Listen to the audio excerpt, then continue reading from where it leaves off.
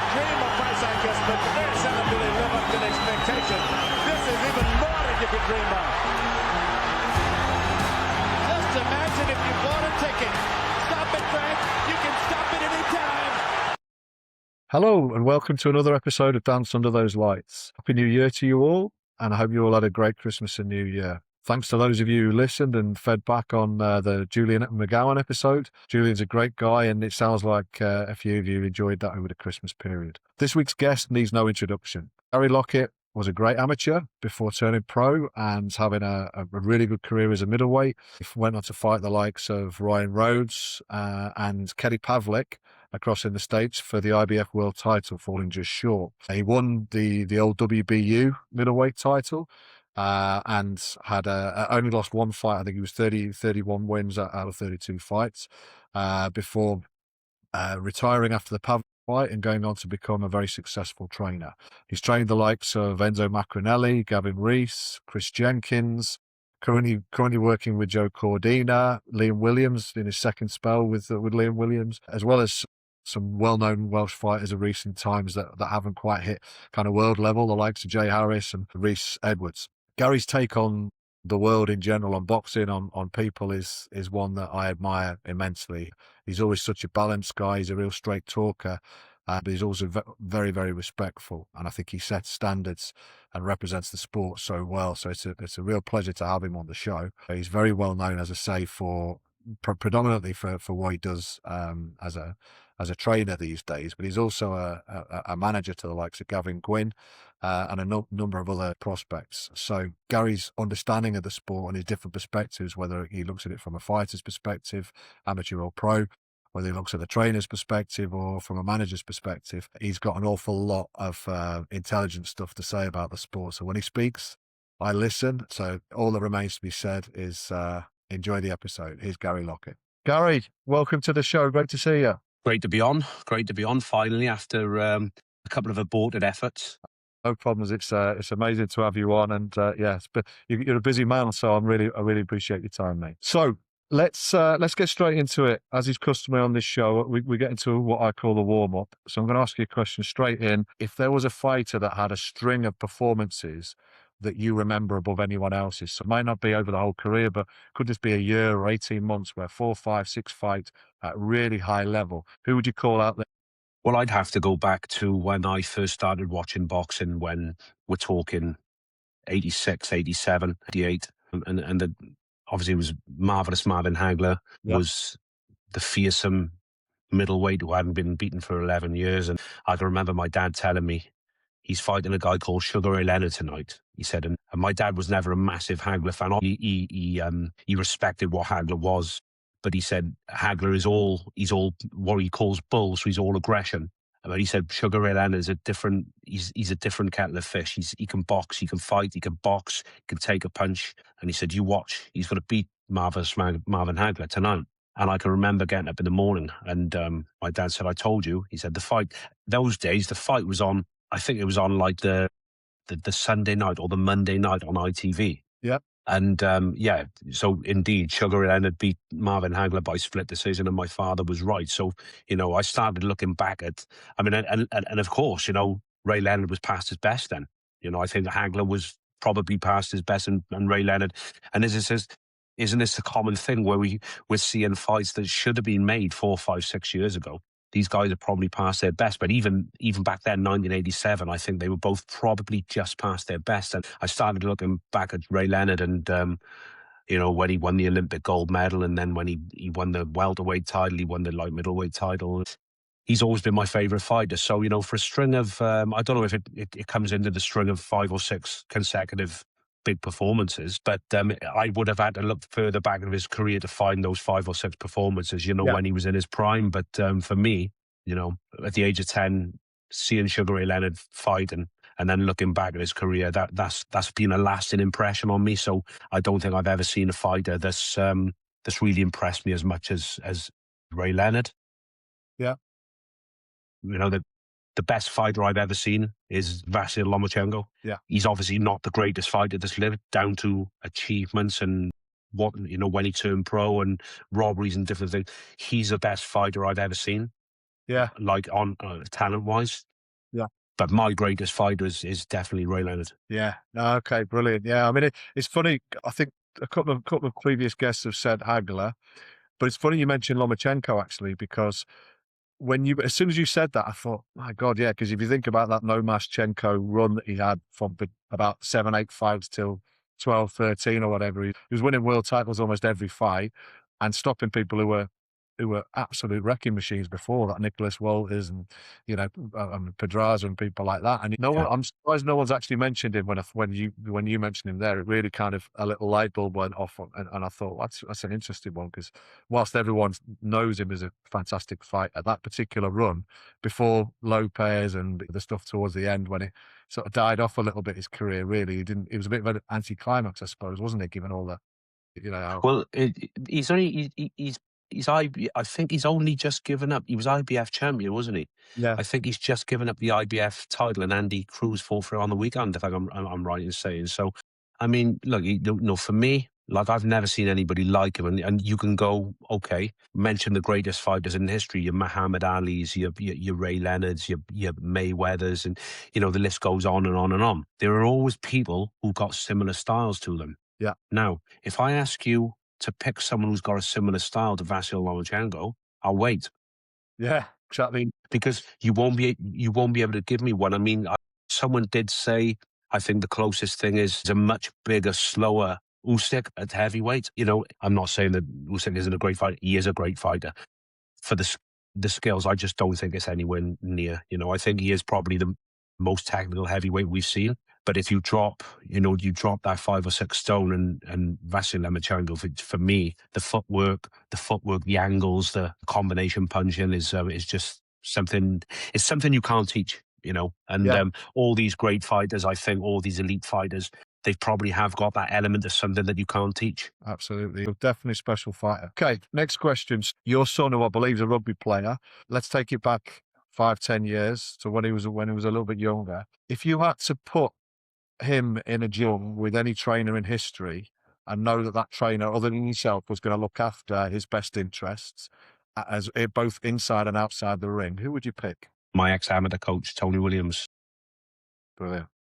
I had, with my first amateur club, I won 6 of my first 11. My dad was one of the coaches there.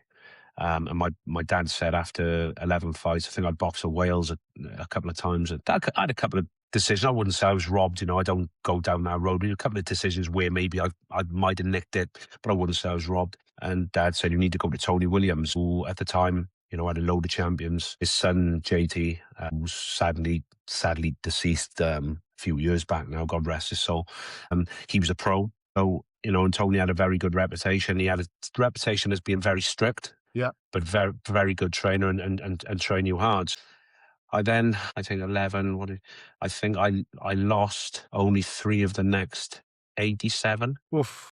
Wow. So I think we did something right. I mean, Tony, my dad and Tony, bumped heads so many times over certain things. They always wanted the best for me, the both of them. It's just they thought in different ways and what have you. But, Tony was, the best coach that I ever worked under. But then I worked under some very good coaches as well, Colin Moorcroft, Kenny Willis, Georgie Schofield from Liverpool, the great Brian Hughes from Manchester. Pat Barrett was always in and around the gym, offering advice. Carlins from Preston, who's not very well known, but he was always in and out, and he was a real good help.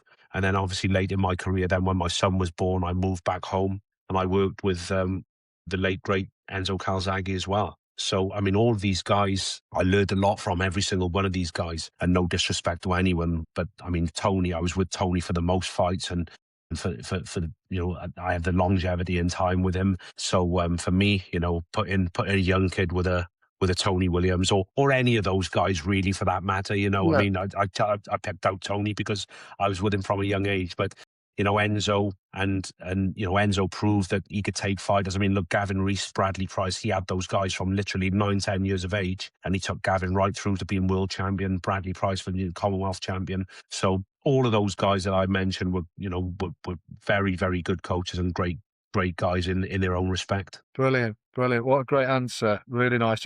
I'm going to go straight into the sort of main part of the conversation now, and I'm actually going to start with Enzo Calzaghe. you fought under him towards the end of your pro career. Can you? I mean, I think so many of us boxing fans or people who follow Joe Calzaghe's career particularly will know of how special their relationship was, father son, trainer fighter, the documentaries, the Hall of Fame stuff, you know, the later years, and some of the reminiscing. But I'd like to ask you what it was like as a fighter who wasn't his son under him, and what are your memories of that? And did he work differently with every fighter, or did he have a bit of a method that, you know, some of which have been taken from his work with Joe? No, I think Enzo's style was Enzo's style, and he demanded a high work rate. Um, he demanded a high work rate, and obviously, I mean, you look at Joe. Joe's style was Enzo's style, and those guys, they went together like hand and glove. And I Yeah, mean, I can remember so many people saying, you know, because let's not forget, it wasn't all plain sailing for Joe. You know, there were times that he was going into fights injured. A couple of times, you know, people will say that he stunk the place out. I don't know if he stunk the place out, but people were expecting more. And, you know, a lot of the time, that I don't think the Yanks rated him. They were saying, you're staying over in Wales, you're not fighting the big guys. yeah, And yeah, I think, you know, he had quite a little bit of stick until that Jeff Lacey fight.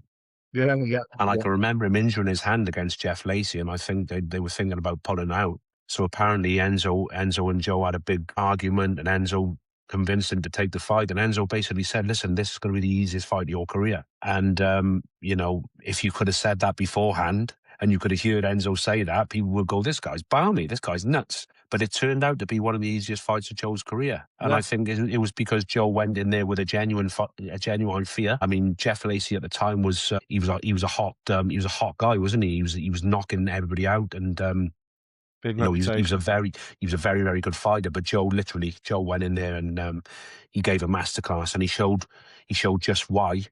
You know, everybody that was criticizing him was wrong. You know, in any walk of life and in any sport, if you haven't got fear going into the event, sometimes you can drop to the opponent's level. Or I mean, it's the same with rugby. You know, it's the same with rugby or football. I mean, how often do we see a Liverpool or a Chelsea play 2 divisions down or 3 divisions down, and then they end up scraping a win or getting a draw Yeah, because they drop to the opponent's level? Maybe. I mean, it's no different in boxing, is it? And you know, when Joe was faced with that fight of a lifetime, where he went into it with fear, he came out of it, you know, with flying colours. And I think after the Lacey fight, that's when everybody really, really, not us in Wales, we always knew. I mean, we knew Joe from a young age when he won 3 ABA titles at 3 different weights, and he beat everybody, you know. So we always knew his talent. But I think for the worldwide, that's when all the Yanks and everybody started, you know, sitting up and taking notice because of what he did to Jeff Lacey. And then obviously went on and beat Michael Kessler after in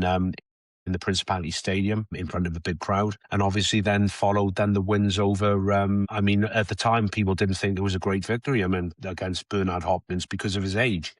But then after the split decision win over Hopkins, look what Hopkins went on and done then. He beat so like many different heavyweight light champion, wasn't heavyweights. he? No, that, Incredible. So, you know, Joe is the best fighter of our generation, I think. And he's a man that, you know, from a young age, I always looked up to. And it was great for a very small period of time. It was great to train with him and I bet. in the gym as well. I bet, and but it must be a lot of pressure on you as well, seeing this absolute, yeah, because he really was a superstar. I mean, probably the greatest British boxer ever in a lot of people's books. As I say, and I mean, division, you know, opinions are divided when people say things like that. I mean, you know, the highest compliment I can pay Joe is to say that he was the best fighter of our generation. And Yeah, I mean, look at the fighters of our generation. It's just incredible. You know, he's a revolutionary. You know, fighters like Joe come around once every 10, 20 years. So fantastic fighter, and what a talent. but you didn't get overawed by it.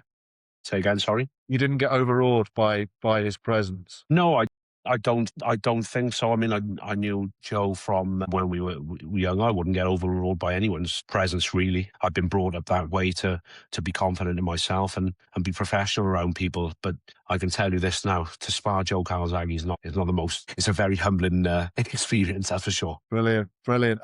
And just to mention Brian Hughes, because he's not a name I have down on my notes here before this podcast, but his son Damien Hughes does the high performance podcast. That's right. What's with it, right? And he's a very sort of cerebral, obviously very educated guy. And I love hearing him speak about the time when he was around his dad and around the gym. Was he Collyhurst Moston? That's right, yeah. But yeah, what was that like? Because that was a pretty special period of time as well for the Manchester fight scene, right? Absolutely. So I went there from, I'd fancied a change really. I'd been in Liverpool for about 5 or 6 years. Yeah, So I spoke to Frank Warren, and Frank Warren sent me over to Brian Hughes. I mean, at the time when I went over there was Robbie Reed, yeah, being WBC champion. There was David Barnes, British champion, Michael Jennings, British champion, Thomas McDonough went on to, he was yeah, like WBO Intercontinental champion, went on to be WBU title challenger. There was Tony Docherty was there, Scott Quigg was there, Reese Roberts was there. There was about 14 of us, and every single one of us won titles. And it was an incredible place, and it was unusual because we were trained in an amateur format, so we all trained together. There was many coaches, different people looking after us, what have you. But whereas the pros these days, it's more or less 1-on-1 or 2-on-1, 3-on-1. We all trained as a team. We might be in groups of 3 or 4, yeah. blocking, parrying. A few might be sparring. A few might be like doing tech work on the bag. A few might be running up the stairs, what have you. So as I say, it was an amateur system, but it worked very, very, very well because Brian was a very educated boxing man, been all around the world. Been over to the Kronk gym. He was friends with Emmanuel Stewart. Went Okay. over there regularly, taking guys over there sparring. So a wealth of experience, Brian. A very loved man as well. Yeah. Yeah, massive, massive respect for the guy, as everybody has. That's really nice stuff to hear that, and great insight from maybe an angle that people wouldn't necessarily, when they look at Brian Hughes, they'll go to Robin Reed, or they'll go to some of the Manchester names. But it's really nice to get that insight from you, Gary. Okay, so we've talked about some real giants of the kind of training, in terms of cornermen over the years. You became a trainer yourself, and I've noticed obviously your achievements, but or the achievements of the boxers that you've coached and you've trained, but Yeah, that's I've also right. The achievements of the boxers I've trained is not my achievements; their achievements. I thought I might trip up with you on that one, and because I've heard you say that You're only before. you're only as good as the fighters that you have. And listen, when you haven't got any fighters, you soon get forgotten. It's the same in any walk of life. As a boxer, as a footballer, as a rugby player, as a Absolutely. person throwing darts. 1 year inactive, 1 year not doing anything, 1 year not winning any titles, people forget who you are. It's the Yeah. same in all walks of life. It's not to be offended by, it's just life. It's just the Yeah, way it no, is. be ready for it. Be ready for it because it's going to happen, right? It's a good point. But yeah, what I was going to say, I've heard you talk, particularly after the Liam Williams split 4 or 5 years ago, about your relationship with him, how you wanted him to go on, and you really felt like something that transcended the trainer relationship. A little bit contrary to what you just said there, actually, because yes, you and what you just said there, I completely understand that you're very quickly forgotten, aren't you? But you maintain an interest in his well-being, in his future, and you could see the positives on him leaving and going somewhere else and maybe learning something new, having some new methods or whatever it was. So in terms of mentorship for you with your fighters, maybe Chris Jenkins and some of these great characters that you've had in the gym over the years. I mean, how do you reflect on that now and look at the importance of having a good relationship and being a good mentor as opposed to being a good trainer and specifically just getting results? Yeah, I think it's a good question.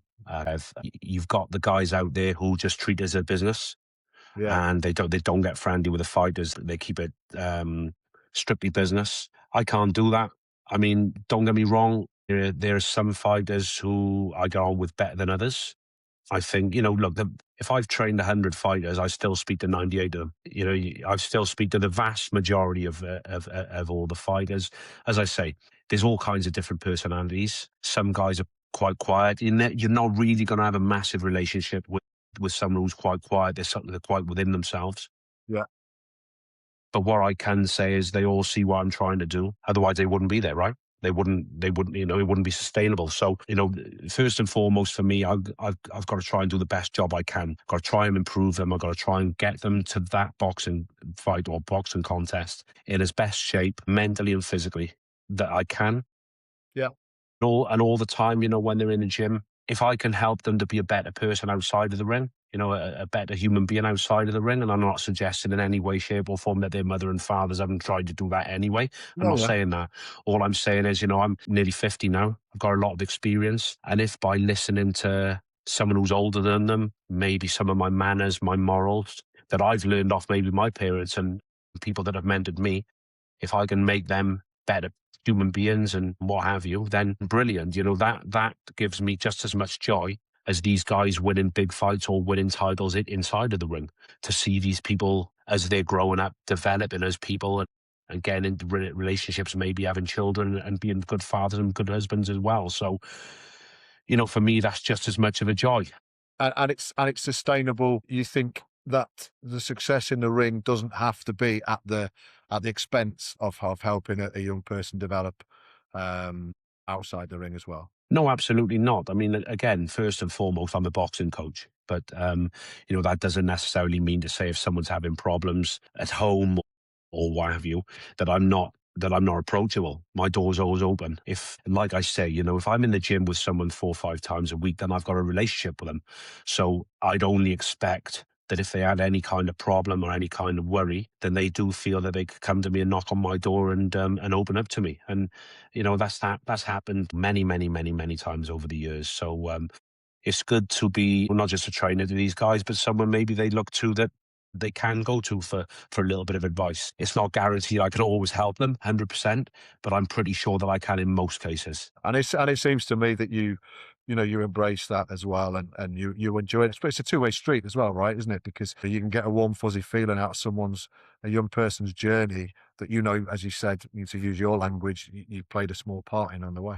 Well, I mean, I'll just cut in and I'll just tell you about a little story, which I know you'll find you'll find heartwarming. So about 4 years ago, I had a message on Facebook from a kid that I'd heard of. He's a Welsh kid, but he's turned pro up in London with a manager. He's a mate of mine, the manager, Steve Goodwin. Yep. So the thing is, so the boxer's name is Conor McIntosh. Conor McIntosh is from Port Talbot, which is in between Bridgend and Swansea. Yep. So Connor turned pro with Steve Goodwin up in London. Connor wasn't selling many tickets, so he was boxing up in London. Steve, he wasn't doing any bills down in Wales. He had no need to do bills down in Wales because he had no Welsh fighters. So Connor approached me, will you manage me? And I was like, well, okay, found out a little bit about him. Anyway, I spoke to Steve Goodwin. Steve Goodwin, absolute gentleman. He said, look, no problem at all. I'll release him from his contract. You'll do better with him down there in Wales. So I got Connor on 6 weeks later. Now, at the time, I think he'd had 3 fights, 2 at light welter and 1 at welter. He's boxing for the British title April the 4th at Super Feather. Yeah. He's overcome alcoholism. He was an alcoholic I think it was about 6 months before he turned pro. He's beat alcoholism. He's had a couple of knocks along the way. I mean, we got him a fight for the Welsh title about 3 fights after he come with me. He lost. Then he fought for the Welsh title again. He won. He fought over in the Cayman Islands for the WBF title. Pushed Yep. an Indian kid very, very, very close, but lost on a unanimous decision. And then he's had a British title eliminator, and he killed it. He won really well. So now he's fighting Royston Barney Smith on April the 4th. And I saw that fight made actually because I think he's a talented kid, Royston Barney Smith, isn't he? So absolutely. Yeah, absolutely. Look, Connor's under no illusions. It's a tough fight. We're under no illusions at all. I don't train Connor. Enzo Macronelli trains Connor. I manage Connor, okay? So now the same night, April 4th, his brother, Morgan McIntosh, who I also manage, is in a Welsh welterweight title fight in Cardiff. So be their father and try to figure that one out. You're going to have to flip a coin, right? Or you're going to have to... It's a great story, First of all, Connor overcoming alcoholism. And then, so to interrupt there, he overcame alcoholism at what age? Are we talking about sort of late teens, early 20s type thing? I think it was about 4 or 5 years ago. What's Connor now? He's about 28. So sort of early to mid 20s. Massive story. And now he's fighting for the British title. Wow. And Brilliant. he hasn't just been picked to fight. Yeah, he's won a final eliminator and he deserves his chance. Yeah, it's a great story. And, you will have heard many, many stories like that in boxing. And, it's a shit business, but it's a fantastic sport. Great line. A lovely story, mate. Lovely story. So let's get into training methods a little bit. The game's changed a lot over the years, and you can not just not just boxing, but sport in general. Sports coaching has changed a lot, and education's improved, knowledge of nutrition, sports science, and what have you. But it does create this old school versus new school debate a lot, doesn't it? Which I find really interesting in lots of sports. I've heard you say before that boxing is a long, or has been a long way behind other sports in Yeah. method. And I agree with that wholeheartedly, certainly based on what I've seen in the last few years. But it doesn't mean that there aren't good practitioners and pockets around that, there's a mix. So I guess my question with all that, on top of that observation is, how do you embrace the new stuff?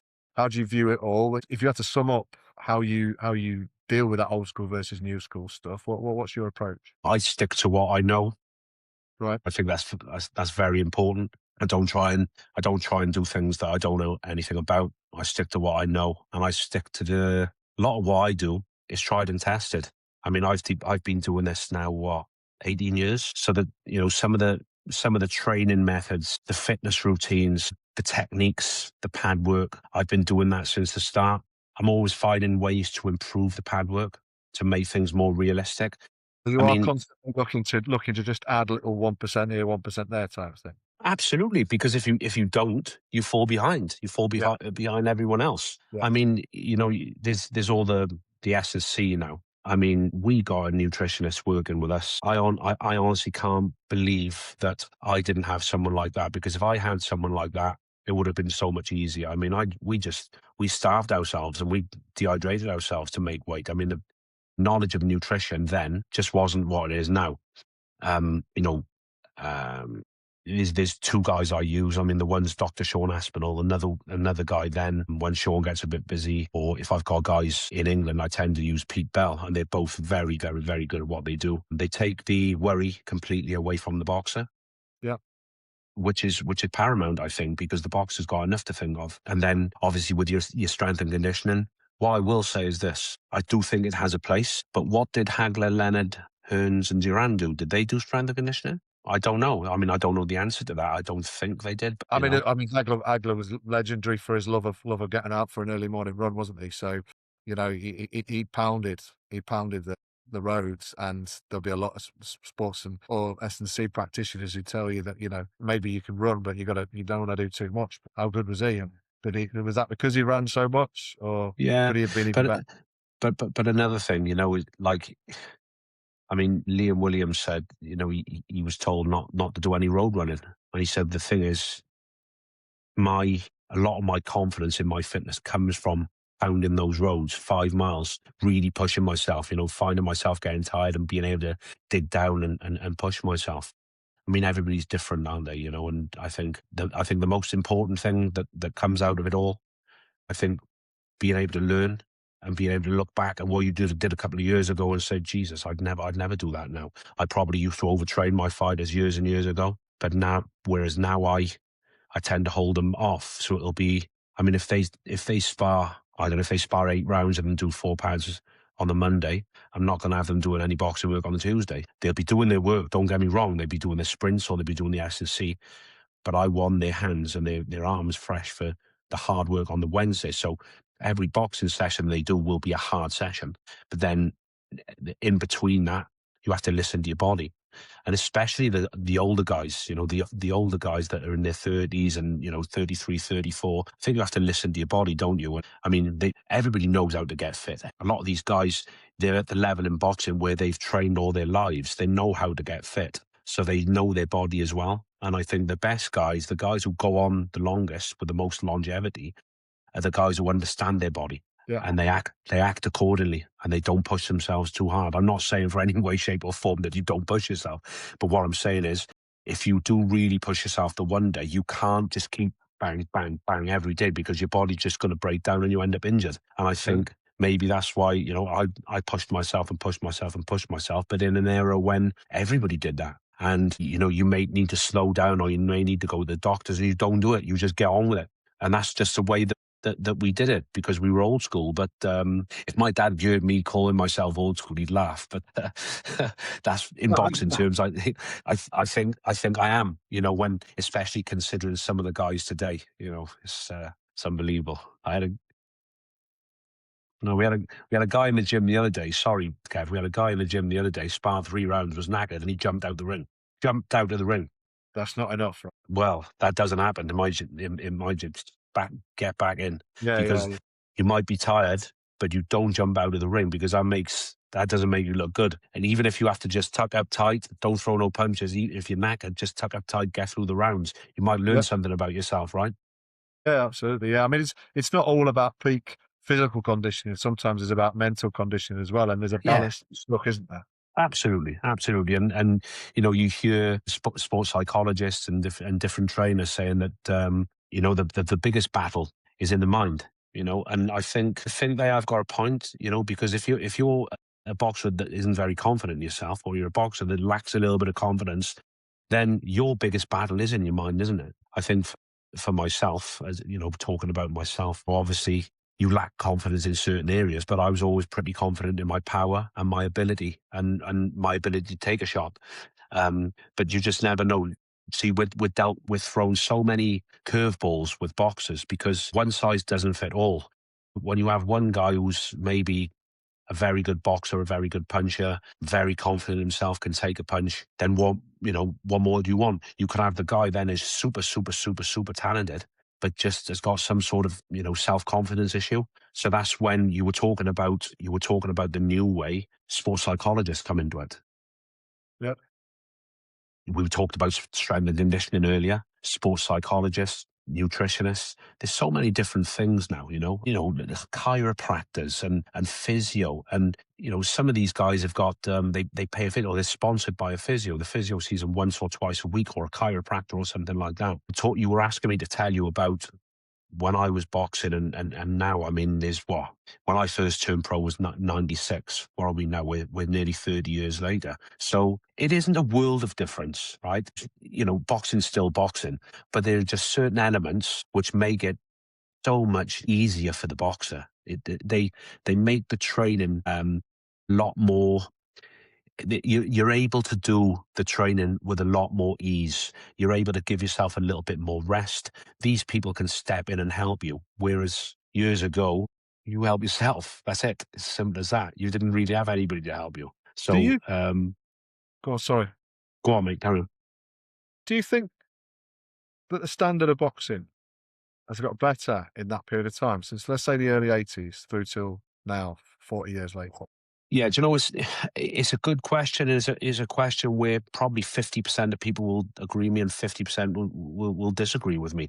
It's funny because if you look at the guys like that we mentioned earlier, Leonard, Kingsley. Hagler, Ran, Yeah. those guys could fight today and do as good as they did back then, right? I mean, look, if you look at let's say welterweight through to middleweight at the moment, it would be hard to argue that the current crop of world champions could hold a candle to them, let alone hold a candle's a bit harsh.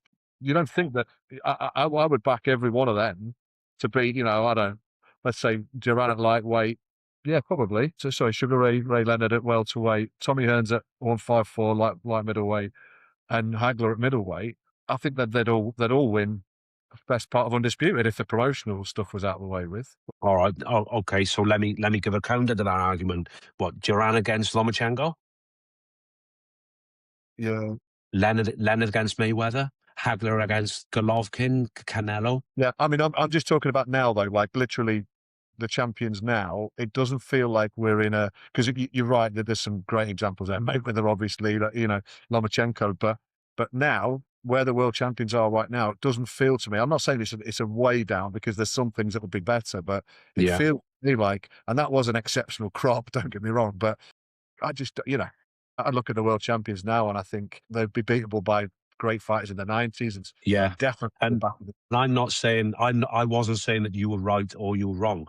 Yeah. All I'm saying is, with the question that you asked, this will just divide opinion, and Yeah, some yeah. people will say I'm full of rubbish. These guys could definitely, the guys from then could definitely have competed with today. But then there are guys today that couldn't compete with some of those back then, and there are guys back then who you think they look like they were world champions and they look like they couldn't box. Yeah, yeah, So yeah. there's different opinions and what have you. But what I will say is, it was probably a lot harder back then, right? Because, I think they trained a lot harder back then. I think they pushed themselves. I think they overtrained a lot back then. Yeah.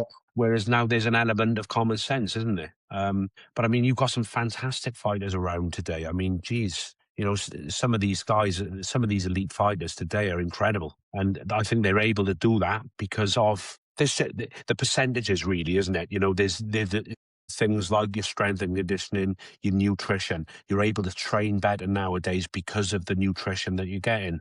I mean, for instance, Gavin Gwynn. Gavin Gwynn had never had a nutritionist until the last fight. I put him with Sean Aspinall. He's coming to the gym every day and he's going, I had such and such last night. And then I had yogurt and I couldn't eat it. I'm going, Gav, I know, man. I've never had that before. I'm always starving.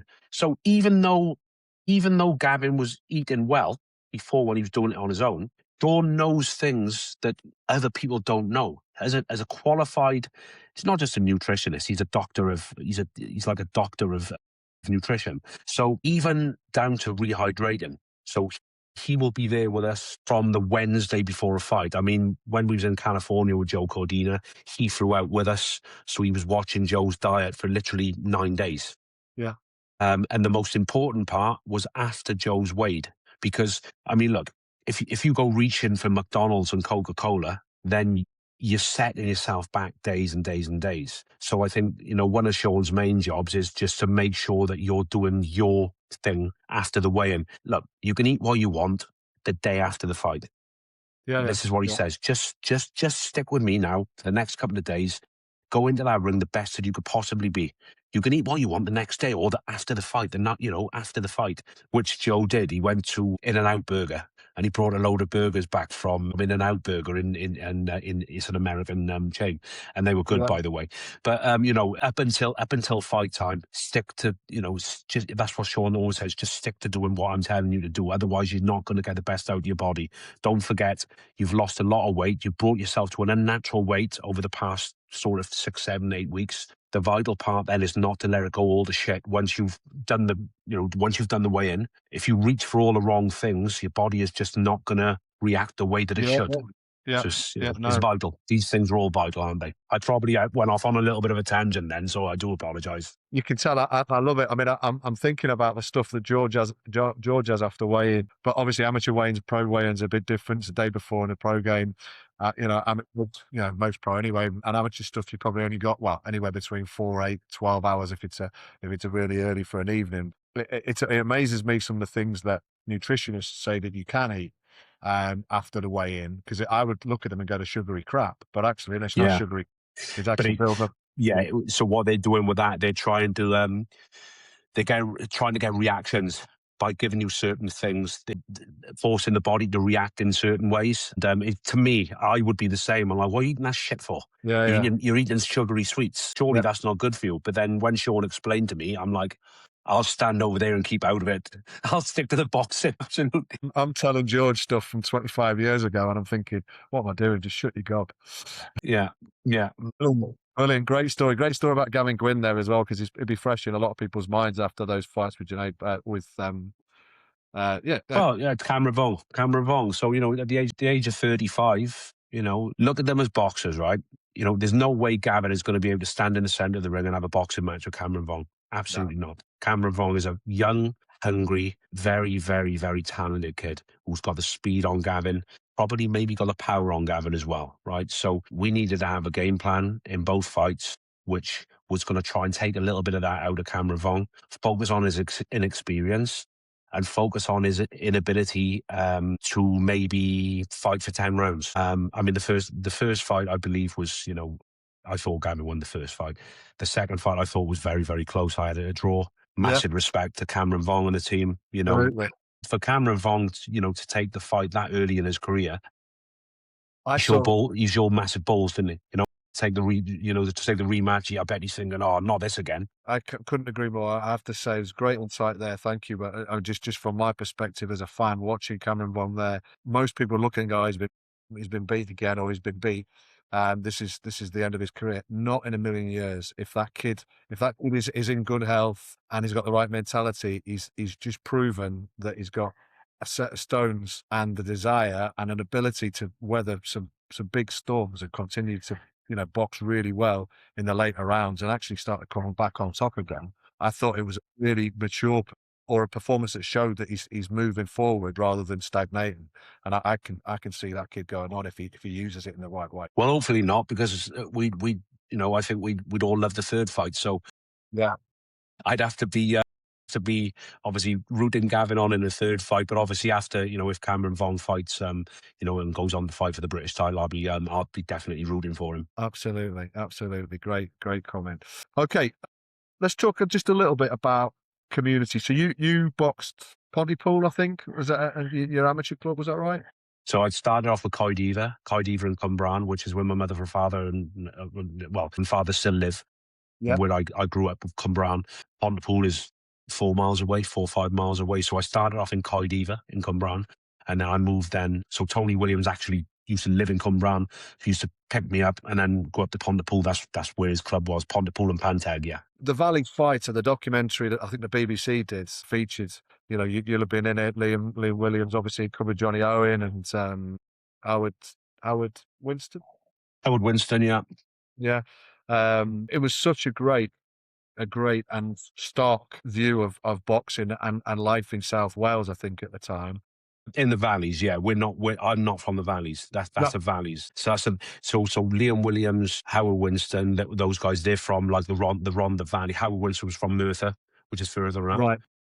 But I'm not actually from the valleys. I'm from Cwmbran, and then I live just outside Cardiff. Yeah. So you're okay. So apologies for just putting. No problem. It's just the reason I say this is because millions of people think that Wales is the valleys, and they think that if you live in Wales, you live in the valleys. That's not the case. There's a couple of valleys in the Wales, and I say, well, I don't live in the valleys, and they just look at me strange. I go, no, this valley is just a certain area, and so that's why I said that. No, thanks for correcting me. And as I say, no problem. I apologies for kind of putting them in largely the same geographic footprint. But I think what I was taken with was, let's say that, South Wales and Welsh boxing in general, there's a rich history there, and there's a rich history of the sport doing good in the community. So what I wanted to ask you was, are you still seeing that be the case, despite the fact that, actually community clubs and health and safety and all this stuff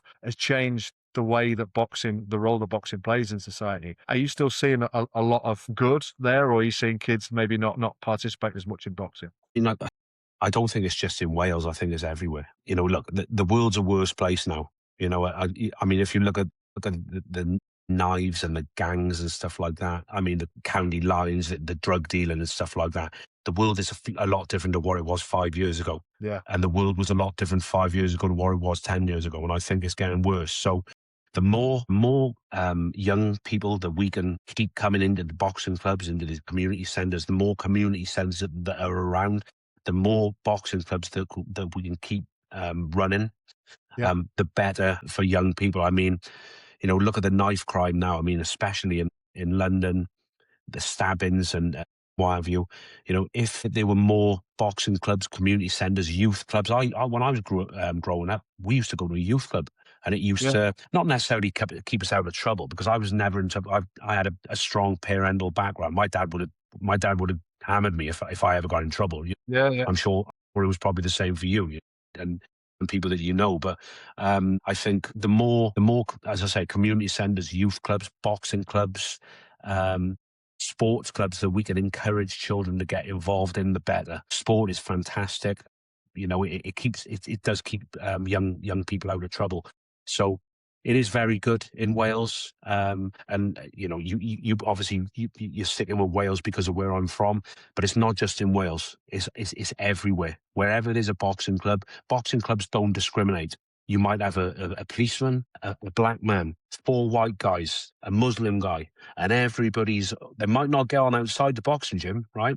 But they're all pulling for each other, urging each other on. Boxing doesn't discriminate. All these people within that gym, because there's discipline and because they're striving to do the same things, I think they all get on very, very well. And I think it's a brilliant, within the community. And as I say, the more clubs that we can keep going and obviously making new clubs, then fantastic. In answer to your question, yeah, I mean, boxing at amateur level, I suppose, is definitely still thriving in Wales as everywhere else.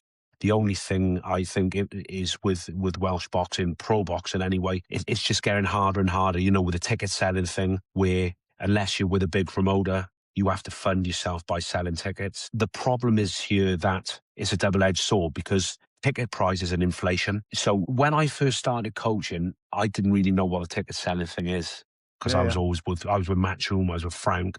When I first turned pro, I was with John Hyland, who had ITV. So I never had to sell tickets. Obviously, I sold a lot of tickets later on in my career.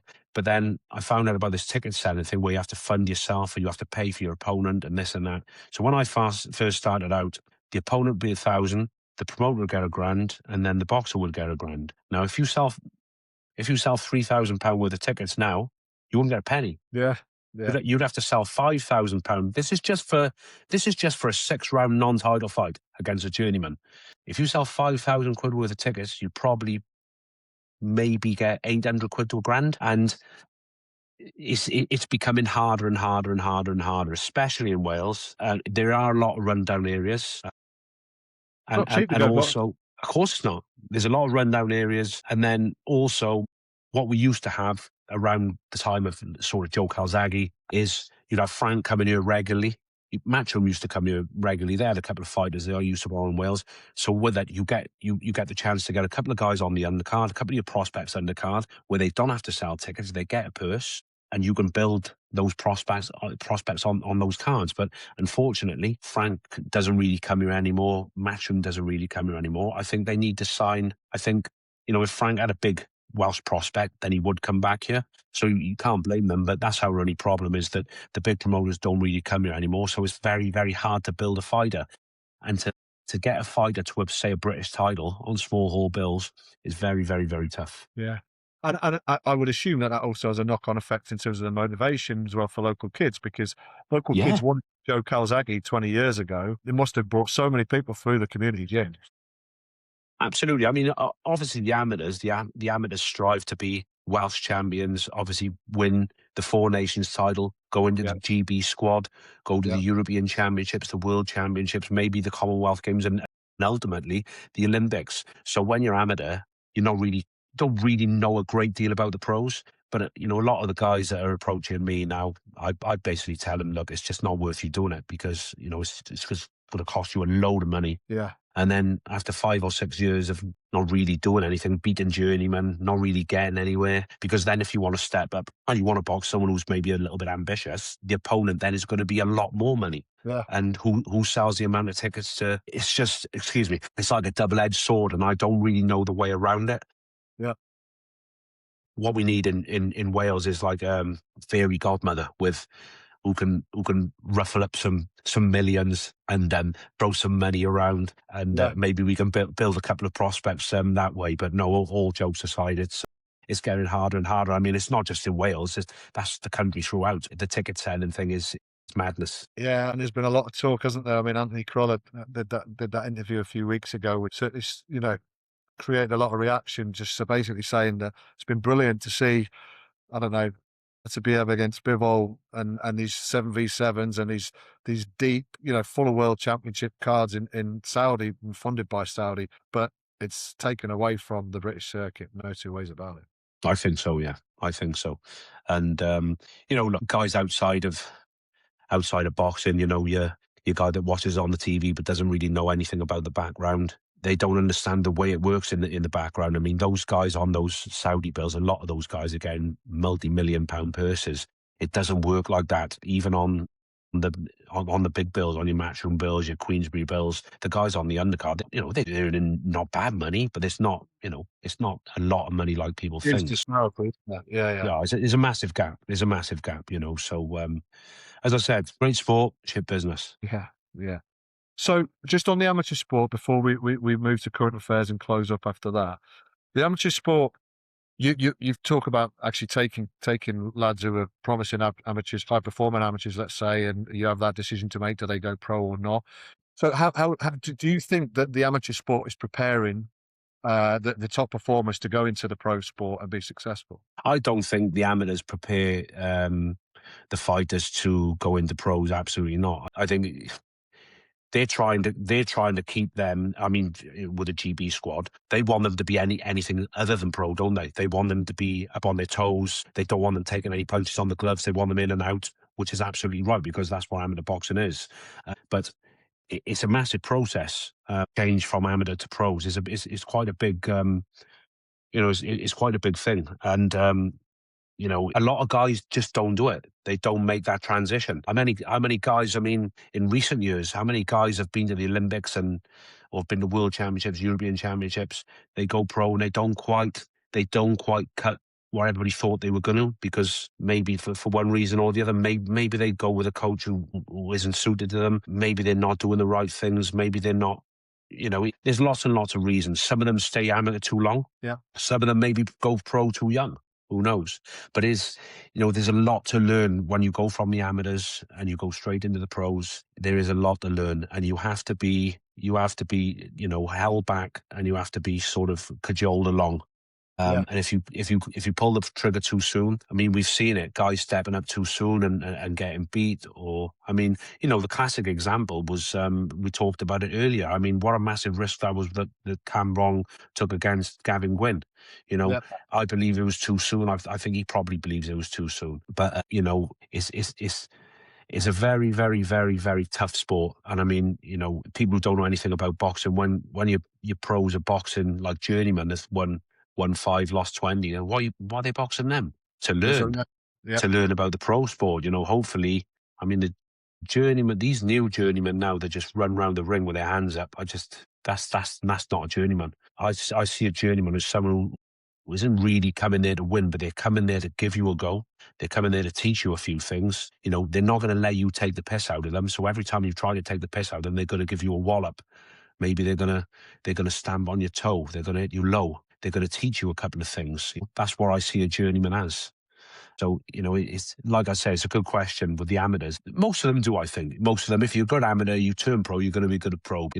There's a good percentage of them that don't actually achieve anything, isn't there? Yeah, it's funny. I mean, I'm watching really closely the likes of Ben Whittaker, Pat McCormack, these standout amateurs, and I don't know how they're going to end up. I really don't. They're super talented kids, but to make that step towards the very top echelons of the professional sport, I'm just not sure whether or not the amateur sport prepared them for it or not. I mean, I'm not saying it was bad. I just watch it, and I think it's really interesting to see how at one moment they can look $1 million, and then all of a sudden, very, very quickly, one particular style or one particular fight makes them look quite average quite quickly.